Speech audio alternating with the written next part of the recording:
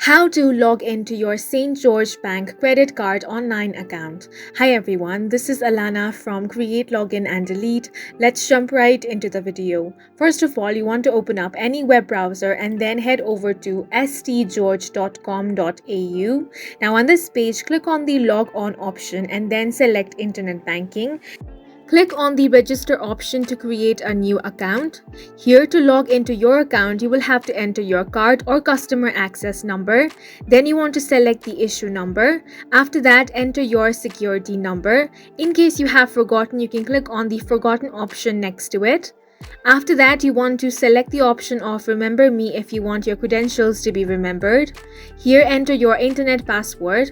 After that, click on the Log On option.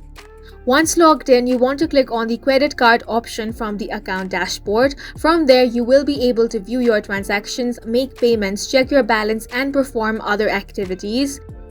You can also apply for a new credit card from here. All you have to do is find out the varieties of credit cards. You can compare the features and benefits. Once you have chosen your credit card you want to apply for, click on the Apply Now option. Then you will have to fill up a form including your personal information and financial information.